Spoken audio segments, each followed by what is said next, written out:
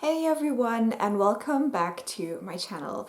Today I want to share with you my magical readathon TBR for April, the spring equinox round.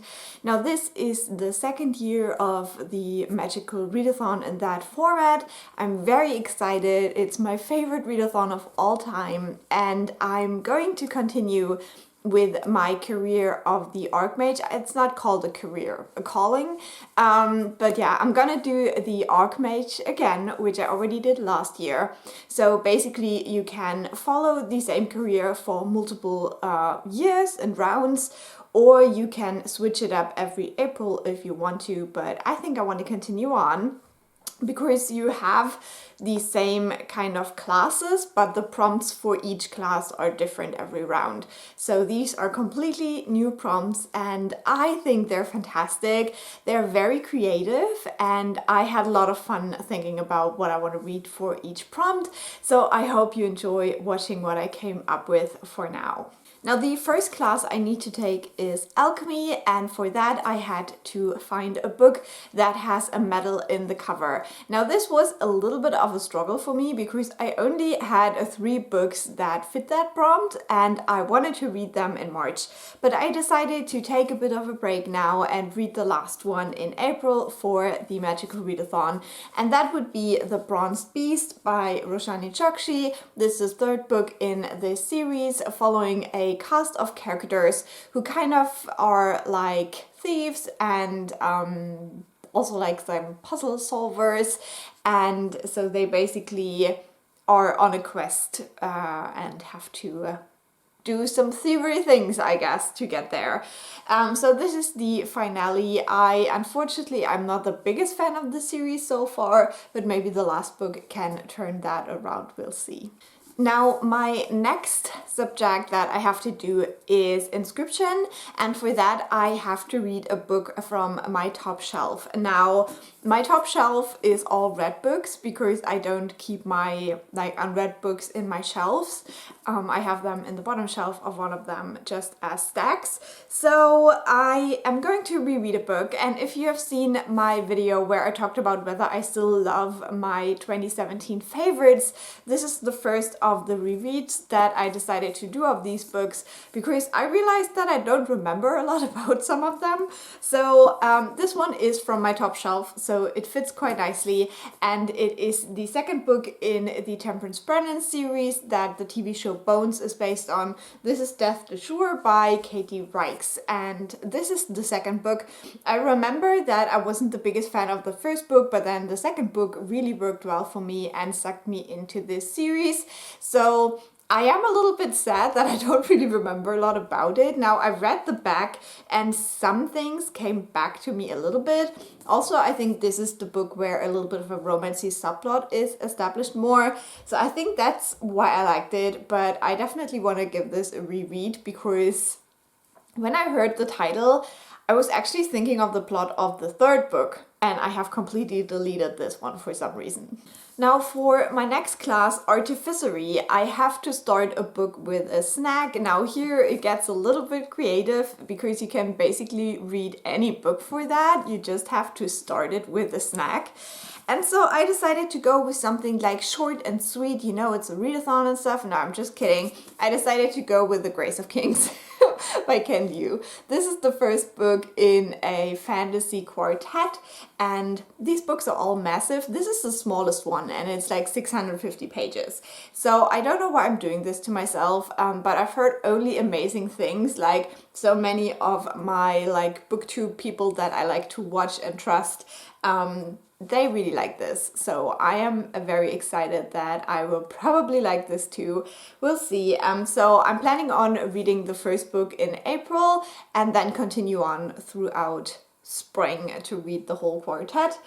Let's just hope it's a good one because yeah, for readathon I have to fly through this. We'll see. Now all I can really say about this content-wise is that this is a Chinese-inspired fantasy. I don't really know much else. I think that the 1st book is more of an overview where you follow quite a few characters over a longer period of time, and then I think it focuses in more on certain events in the later books. But Not quite sure about that, just have to read it. Then next for the class of spells and incantations, that one was quite a challenge because you should read a book between 389 and 415 pages because the spell that you're learning is something that has to be quite specific, you know, you have to aim well with the spell. So I found this one, this is Only Ever Yours by Louise O'Neill. This one in this edition has 390 pages, I believe. So we are right in there, like at the bottom, because like 389 is like the lower margin. So yeah, I'm excited to read this. This is a book that has been compared to The Handmaid's Tale, but this is a YA novel that isn't quite that old yet, and it, I don't know, has this like feminist kind of dystopia thing going on. So I really like Louise O'Neill. I really enjoyed the books that I've read by her so far, but this doesn't seem to be a very happy one, so I'm a bit hesitant about that. And then the next class is Art of Illusion, and this one is a really fun and creative prompt again, because you're supposed to match your outfit to your book. Now, I haven't done that yet. I'm gonna do that when I read the book, but I decided to go with Hollow Kingdom by Kira Jane Buxton, and this is again a fantasy book. I think this is YA, and it has the perspective of a crow, and that's basically all I know about it, but it's all I need to know because I love like weird perspectives in books. So I'm really intrigued to start this. I think this is also first book in a series, but I do have like a bright green sweater and black jeans, and then I can do some purple eyeliner or something like that. So I thought this cover would be quite easy to match with an outfit. Because yeah, I'm not a fashion girly, just gonna put that out there. So I had to go with something simple, and I think this will be it. And then for the last prompt, I don't have a book yet, but it is for the class of Conjuration. You're supposed to read a recommendation by a friend, and there is this really cool other readathon that will be happening in the second half of April, and that is the Patreon readathon by Riley Marie.